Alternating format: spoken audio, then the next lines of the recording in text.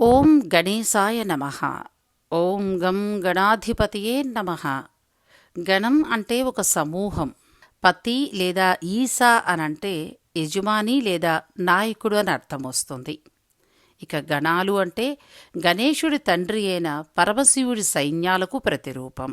తెల్లని వస్త్రాలు ధరించినవాడు, అంతటా వ్యాపించి ఉన్నవాడు, చంద్రునిలా తెల్లనైన శరీర వర్ణము కలవాడు, 4 చేతులు కలవాడు, అనుగ్రహ దృష్టితోడి ముఖం కలవాడు, ప్రథమ పూజ్యుడు వినాయకుడు. ఏకదంతాయ విద్మహే వక్రతుండాయ ధీమహి తన్నోదంతి ప్రచోదయాత్ అని ధ్యానించిన వారికి అడ్డంకులన్నీ తొలగించే సింధూర సిద్ధి గణపతి ఆలయం గురించి ఈ వీడియోలో వివరంగా తెలుసుకుందాం.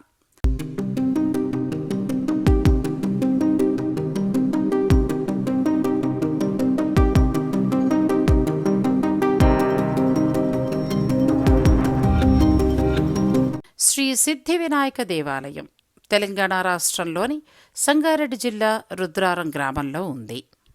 ఇది హైదరాబాద్ పటాన్ చెరువు నుండి 14 కిలోమీటర్ల దూరంలోనే ఉంది. భక్తుడు పూజించిన చోటే భగవంతుడు వెలిసిన చోటు. అదే ఈ ఆలయం చరిత్ర. సింధూర వర్ణ సిద్ధి గణపతిని దర్శించుకోవడానికి భక్తులు నిత్యం గణేష్ గడ్డా అని పిలువబడే గణేష్ మందిరానికి అనేక దూర ప్రాంతాల నుండి కూడా వస్తారు. మొదటిగా వచ్చిన భక్తులు ఈ ఆలయంలో 11 ప్రదక్షిణలు చేసి వారి కోరికను స్వామివారికి తెలియచేస్తారు. అలాగే తమ తమ కోరికలను నెరవేర్చమని స్వామివారికి ముడుపు కట్టి 11 వారాలు 108 ప్రదక్షిణలు చేస్తారు.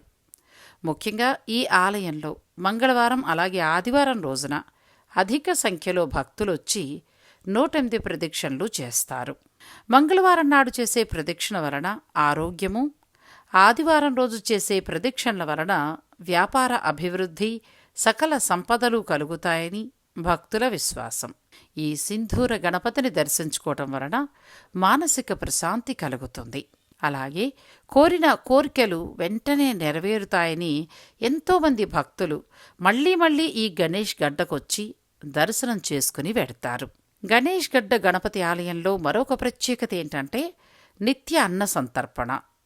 ఒక్క గ్రహణం రోజు తప్పితే సంవత్సరంలో ప్రతిరోజు కూడా మధ్యాహ్నం 12:30 స్వామివారికి మహానైవేద్యం పెట్టి ఆ నైవేద్యాన్ని భక్తులకు అన్న సంతర్పణ రూపంలో ప్రసాదంగా వడ్డిస్తారు. తమ కోరికలు నెరవేరిన భక్తులు ఈ ఆలయంలో అన్నదాన వితరణకు విరాళాలందించి స్వామివారికి నైవేద్యం పెట్టి స్వయంగా వాళ్లే భక్తులకు వడ్డించే అదృష్టాన్ని కూడా పొందుతారు. ఉదయం ప్రదక్షిణ కోసం వచ్చిన భక్తులు 108 ప్రదక్షిణలు పూర్తయిన తరువాత మధ్యాహ్నం నైవేద్య సమయం వరకు ఉండి అన్న సంతర్పణ కార్యక్రమంలో పాల్గొని కొంతసేపు సేద తీరి మరీ వెడుతుంటారు. సకల కార్యాలను సిద్ధించే సింధూర సిద్ధ గణపతి తల్లిదండ్రులు పార్వతీ పరమేశ్వరులతో పాటు కొలువైన ఈ గణేష్ గడ్డకు చేరుకోవటం భక్తుల అదృష్టం. మహామహిమాన్వితమైన గణేష్ గడ్డను మీరు కూడా దర్శించుకోండి.